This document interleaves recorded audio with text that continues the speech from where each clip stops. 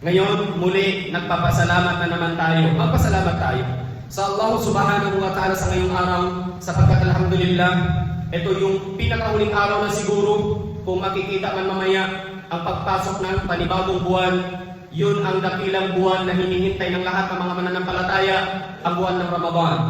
So ngayon mga kapatid sa pananampalatayang Islam, pasalamatan natin ang Allah na pinaabot pa tayo sa dulo ng buwan ng Sha'ban na ito bago pa papasok ang buwan ng Ramadan, at hilingin natin sa Allah hanggang sa paglabas natin, hanggang sa kinabukasan, hanggang sa pagpasok ng buwan ng Ramadan, dalangin pa rin natin ito sa Allah subhanahu wa ta'ala, naway papaabutin tayo ng Allah subhanahu wa ta'ala sa loob ng buwan ng Ramadan, sapagkat ang buwan na ito, wala naman siguro mananampalataya sa Allah na hindi nangangarap upang makaabot sa buwan ng dakilang buwan na ito at espesyal na buwan sa lahat ng buwan, ang buwan ng Ramadan. Lahat naman siguro tayo pinapangarap ito. Kaya ngayon alhamdulillah, ito na po, approaching na. Isang hakbang na lang, kumbaga, papasok na tayo sa buwan ng Ramadan. Allahumma ballighna Ramadan. Dalangin pa rin natin ito sa Allah subhanahu wa ta'ala, naway papaabutin pa rin tayo ng Allah sa loob o pagpasok ng buwan ng Ramadan, sapagkat bakit kamo? Ilan sa mga kapatid natin mga Muslim na nasasaksihan natin kahapon, nakarang araw, subhanallah, nakapost sa social media, mga Muslim, nangangarap na makaabot sa buwan ng Ramadan, ngunit pinawian sila ng buhay sa pamamagitan, subhanallah, sa pagkili ng kapwa din mananampalataya sa Allah subhanahu wa ta'ala. Adahullah, gabayan nawa sila ng Allah subhanahu wa ta'ala. Naam kapatid sa pananampalatayang Islam, ang punto natin po dito, pasalamatan natin ang Allah na papasok ng buwan ng Ramadan, alhamdulillah.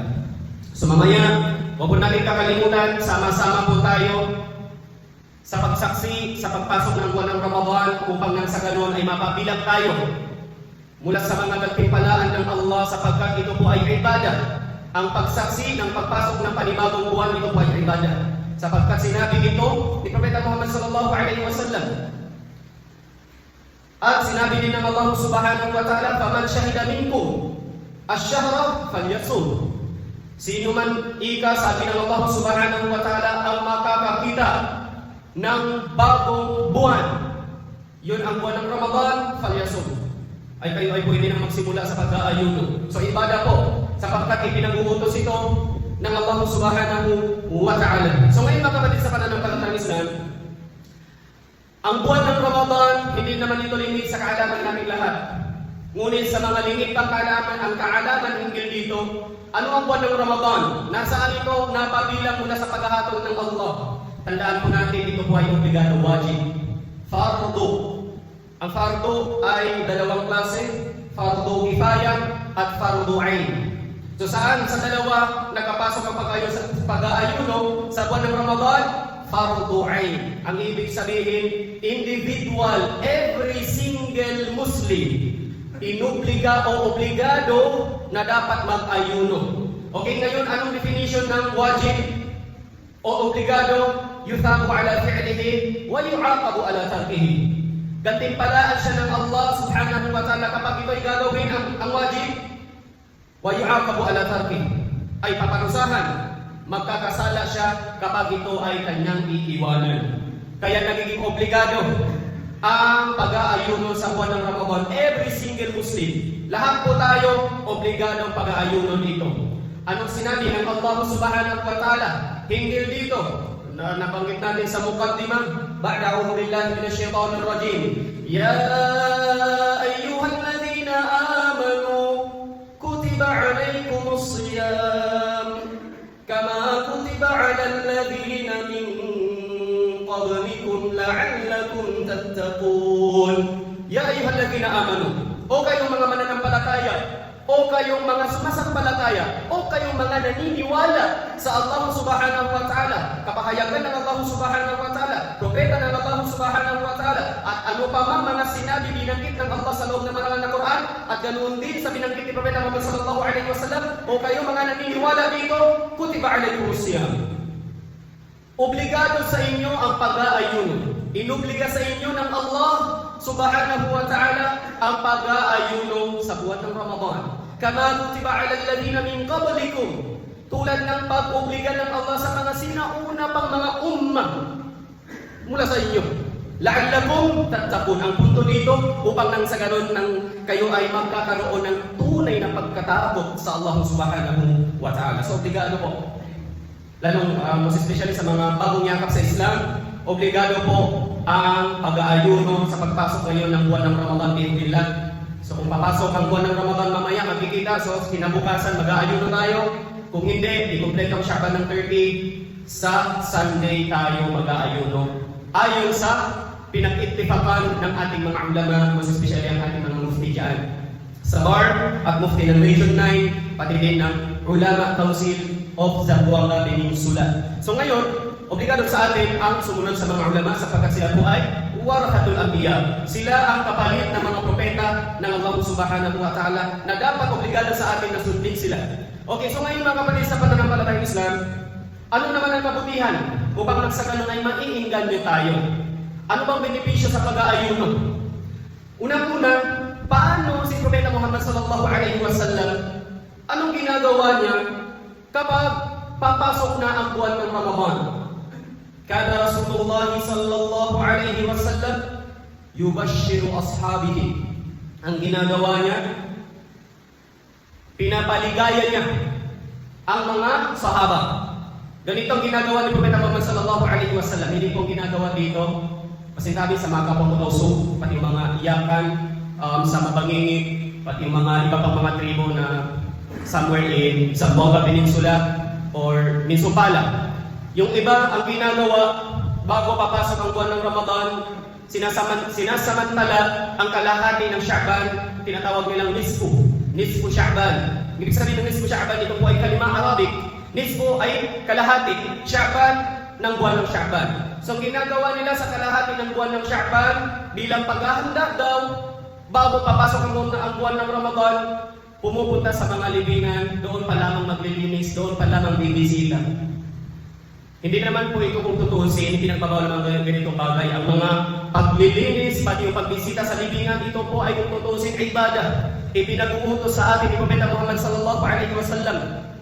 Tudhakiruhumul akhirah. Upang nang sa ganun ay maalala ninyo ang akhirah. Ito po ang punto dito. Okay? So hindi po every mismo Sha'ban lamang magbisita at maglinis ng libingan. Kung kaya mong araw-arawin, kung sa tingin mo sa kalagay mo mahinang iyong iman, punta ka sa libingan. Sa libingan upang nang sa ganun ay makaalala ka na darating ang araw, ikaw na naman ang mailibing dyan. So nang sa ganun ay, kung ikaw ay may tamang pag-iisip, lalakas talagang iyong iman. Sapagkat bakit?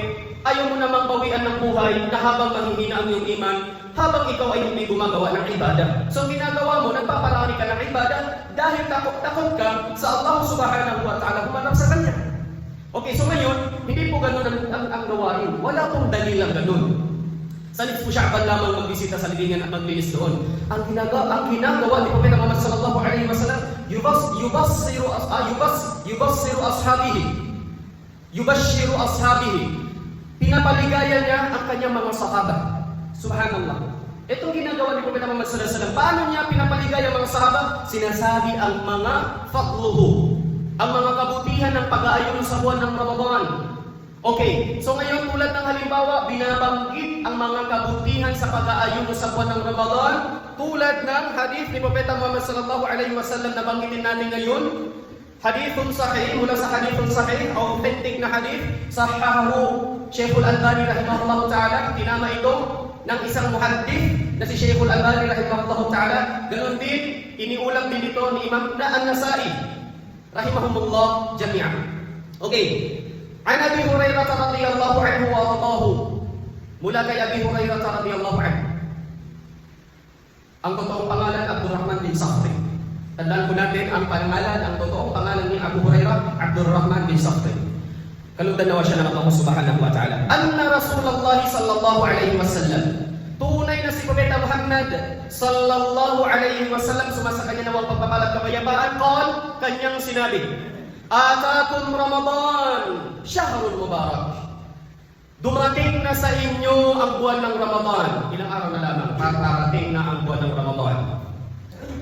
Atakum Ramadan, atakum Ramadan, syahrun mubarak. Darating na sa inyong buwan ng Ramadan, syahrun mubarak.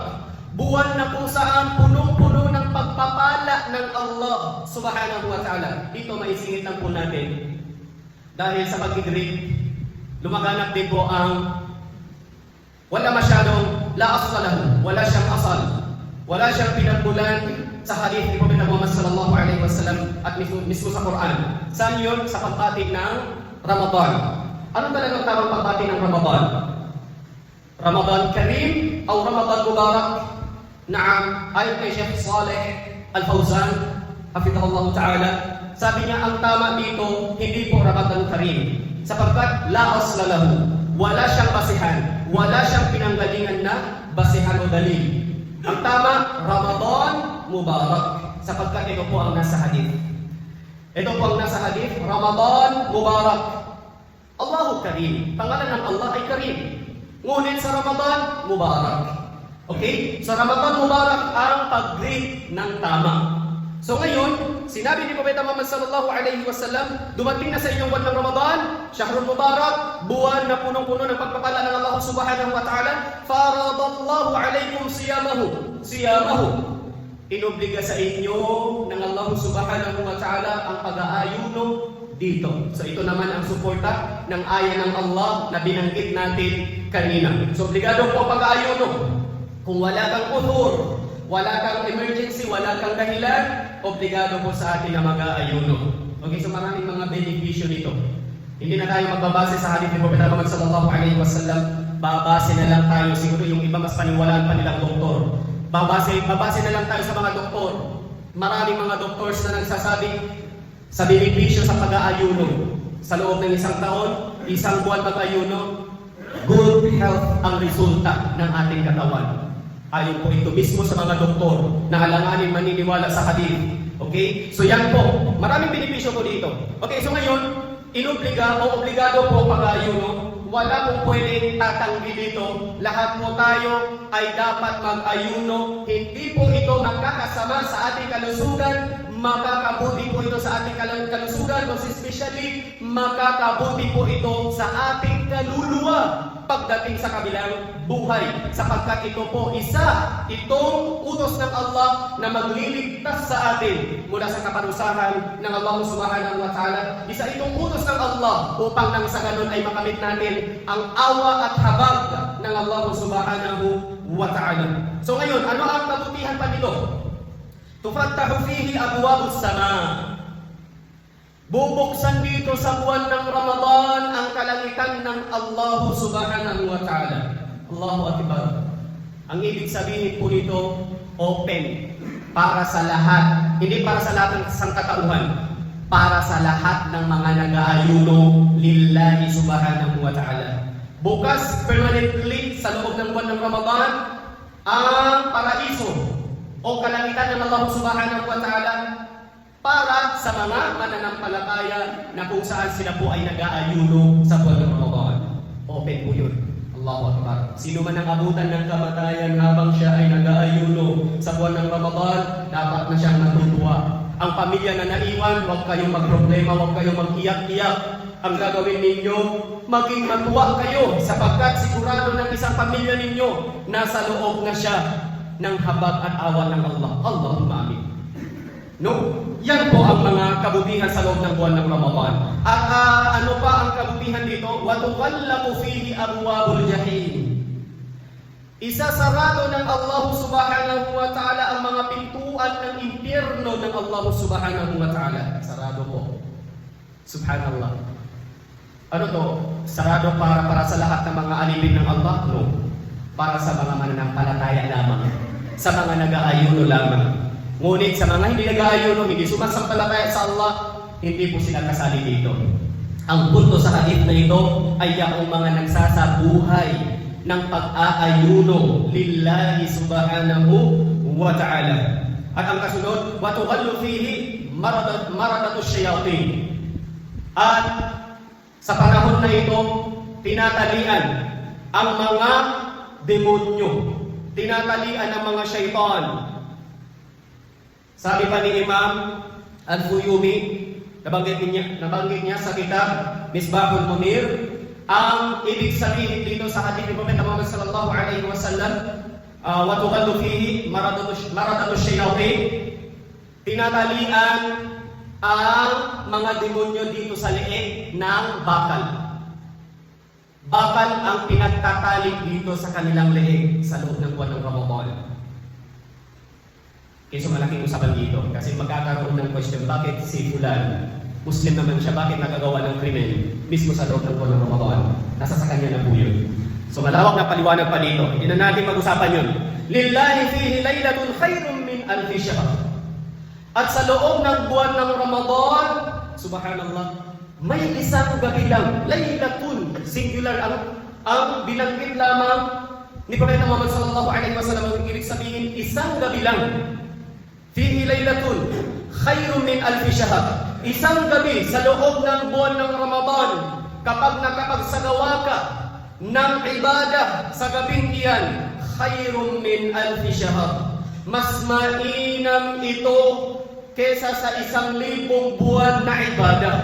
Ayon sa ating mga ahlul ilm, ibadah mas mainam kesa sa 1,000 ibadah. Equivalent sa buwan sa taon, 83 years and 4 months. Equivalent. Subhanallah. Ganoon ang benefits o reward na ipagkaloob sa atin ng Allah subhanahu wa ta'ala bilang additional na gantimpala, special na gantimpala na ipagkaloob sa atin ng Allah subhanahu wa ta'ala sa loob ng buwan ng Ramadan na ito. Hindi naman lingid sa kaalaman nating lahat, ayon sa Suratul Qadar, nandiyan binanggit ang mga kabutihan dito. So mga kapatid sa pananampalatayang Islam, ang gagawin po natin ngayon, ihanda, i-ready ang ating mga sarili. Dapat malakas. Bigyan natin ng lakas. Mag-exercise ng maayos upang nang sa ganoon ay malakas tayo mag-ibadah sa loob ng buwan ng Ramadan. Hindi yung pag-exercise natin, subhanallah, wala, pagyabang lang upang sabihin na malaki ang katawan. No, mag-exercise po tayo para sa pag-ibadah. Upang malakas, magaan ang pagsasala natin. Mas especially, palakasin ang ating spiritual, ang ating mga kaluluwa. Palakasin natin ito sa pamamagitan ng pagpapalakas ng ating iman. Kung papaano maging magaan sa atin ang pagpapatayo ng salat, kung papaano maging magaan ang mga pinag-uutos sa atin ng Allah subhanahu wa ta'ala, kung papaano maging tamad naman tayo. Saan? Sa pagsagawa ng mga maksiat. Yan po mga kapatid sa pananampalatayang Islam. So kapatid sa pananampalatayang Islam, samantalahin po natin, hanggang nandirito pa tayo ngayon sa mundong ibabaw na ito. Hanggang hindi pa tayo nasali sa mga ibang kapatid natin, wala na. Wala na ngayon. Kasama natin isang jamaah sa masjid, kasama natin diyan sa labas, usap-usap. Ngayon wala na sila. Wala na po sila. Sulugin na po sila. Sinong swerte ngayon? Tayong buhay. Kung samantalahin natin ang ating buhay sa pag-iibada sa Allah subhanahu wa ta'ala. Wa aqulu qawli hadha wa astaghfirullah li wa lakum wa li jami'il muslimina min kulli dhanbin fastaghfiruhu innahu huwal ghafurur rahim.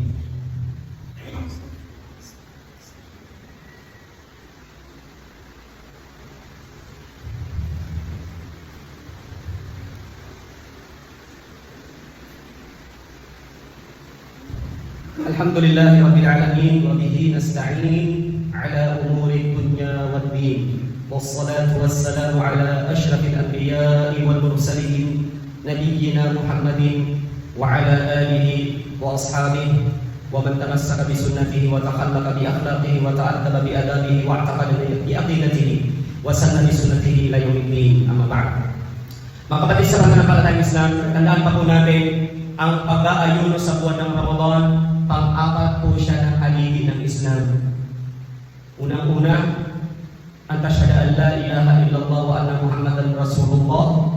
Pangalawa, wa tuqimas shalah. Pangatlo, wa tu'tiyaz zakah. Pang-apat, wa tasuma Ramadan. Ang panglima, wa tahujjal bait in istata'ta ilayhi sabila. So pang-apat na haligi ng Islam.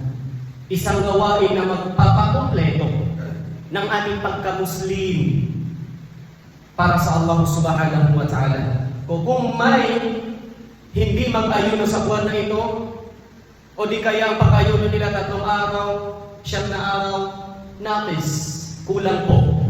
Hindi pa rin po makukumpleto ang pagiging Muslim mo sapagkat bakit hindi mo ginawa ang obligasyon mula sa mga haligi ng Islam. So ngayon mga kapatid sa pananampalatayang Islam, ano naman ang gagawin natin ngayon? 1 araw hanggang 2 araw na lamang bago papasok ang buwan ng Ramadan. Ang pinaka-alusin natin dito, ano yun? Pinaka-importante sa lahat. Ano po yun? Ating mga puso. Pinaka-importante.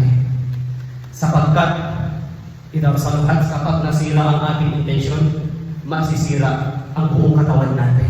At kapag naging maayos ito ayon sa hadith ni Propeta Muhammad sallallahu alaihi wasallam, kapag nasira ang intention, ang puso natin, sira ang buong katawan natin. Naam, ito po ang unang ayusin natin. Okay, bakit? Sapagkat, subhanallah, tulad sa mga nangyayari ngayon, konting halaga ng pera, tinatanggap upang itilin ang kapatid na Muslim. Anong kwenta na Muslim ka sa Allah? Subhanallah, nakakatakot, nakakakonsensya. Okay, so ngayon, banggitin natin ang isa sa mga sahabi. Tinanong kasi siya bago paano sasalubungin ang buwan ng Ramadan. So ilan Ibn Mas'ud radhiyallahu anhu wa Allah. Natanong si Ibn Mas'ud, isang sahabi ni Propeta Muhammad sallallahu alaihi wasallam, kalugdan naman siya ng Allah subhanahu wa ta'ala. Nabanggit ito sa Laqaif, sa kitab na Laqaif. Okay? Nagtanong, kayfa kuntum tastakbiluna Ramadan? Tinanong ito si Ibn Mas'ud ng kapwa niyang sahabi.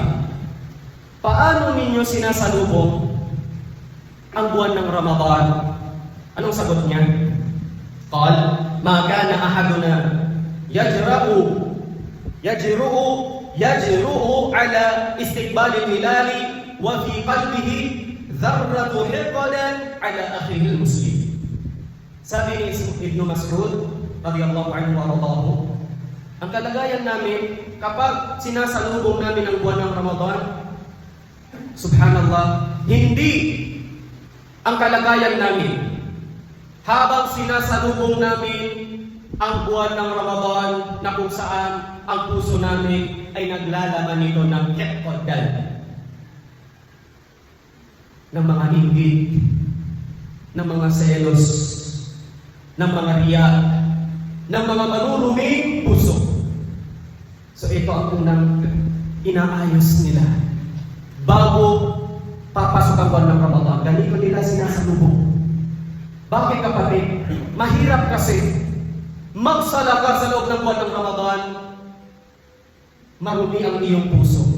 Nag-aayuno ka sa buwan ng Ramadan, marumi ang iyong puso. May inggit, may selos ka sa kapwa mo. May galit ka sa kapwa mo habang nag-aayuno ka, habang nagsasala ka. At ganoon din, pangit, subhanallah, habang nagbibigay ka ng zakat, nagbibigay ka ng sadaka, marumi ang iyong puso. Nandoon yung selos, inggit, galit sa iyong kapwa. Subhanallah. Pangit, mahirap. Hindi ganoon ang katangian ng mga sahaba. Kapag sila ay nagsasala, malinis ang kanilang mga puso. Kapag sila ay nag-aayuno, malinis ang kanilang mga puso. Kapag sila ay nagsasadaka, malinis ang kanilang mga puso. Kapag sila ay nagbabasa ng Quran, dalisay malinis ang kanilang mga puso. Kapag sila ay nagmamabuti sa kanilang mga magulang, dalisay malinis ang kanilang mga puso. Kapag sila ay nagmamabuti sa kapwa nilang Muslim, malinis ang dalisay ang kanilang mga puso. Kapag sila, in short, kapag sila ay nag-iibada, kapag sila ay gumagawa ng pagsamba sa Allah subhanahu wa ta'ala, malinis at dalisay ang kanilang mga puso, hindi po marumi. Dapat ganoon po tayo. Ano mang gamit na meron tayo ngayon sa kapwa natin, itapon natin, apakan natin yan. Tanggalin, sunugin, kung maaari. Kung may selos at inggit tayo, sunugin ang inggit at selos. Lahat ng yan. Most especially ang riya, ang pakitang tao. Sapagkat ang pakitang tao, ito po ay syirkun asghar. Maliit na pagtatambal sa Allah subhanahu wa ta'ala. Ang riya, ang pakitang tao. Sapagkat ito po ay mambubura mawalan ng saysay ang ating mga ibadah, sapagkat ang sasabihin sa atin ng Allah subhanahu wa ta'ala kapag tayo ay pupunta na para hihingi ng gantimpala sa ating ginawang ibadah dito sa mundo, ang sasabihin at sasagutin sa atin ng Allah, idhabu, punta kayo doon kay fulan. Punta kayo sa taong pinagpakitaan ninyo sa inyong mga ibadah. So, ibig sabihin, wala po tayong matatanggap na ibadah o gantimpala mula sa Allah subhanahu wa ta'ala. Mawalan ng saysay. So, dapat linisin po natin ito, tanggalin po natin ang lahat-lahat na ito na kung saan nakakarumi, sanhi ng hindi pagtanggap ng ating mga ibadah sa Allah subhanahu wa ta'ala. Siguraduhin po natin, habang tayo ay nag-iibadah sa loob ng buwan ng Ramadan na ito, insyaAllah, bi'idhnillah, amin, malinis at dalis ang ating mga puso, at nang sa ganon ay sigurado tatanggapin ng Allah subhanahu wa ta'ala at ma-harvest natin doon sa kabilang buhay. Naway, linisin palagi, dalisayin palagi ang ating mga puso ng Allah subhanahu wa ta'ala. Naway, gabayan tayo palagi ng Allah subhanahu wa ta'ala. Tawfikan tayo palagi ng Allah subhanahu wa ta'ala. Pagkalooban tayo ng mabuting pagkatao, mabuting asal, mabuting pag-uugali ng Allah subhanahu wa ta'ala. At dalangin din natin sa Allah subhanahu wa ta'ala, naway tayo po ay panatilihin ang ating iman at ating pag-iibada, hindi lamang sa loob ng buwan ng Ramadan, habang buhay tayo ay dito sa mundo, hanggang tayo ay datnan ng kamatayan. Allahumma amin. Ala tusallu ala nabiyyukum fa inna Allaha amarakum bidhalika haythu qala inna Allaha wa malaikatahu yusalluna ala nabiy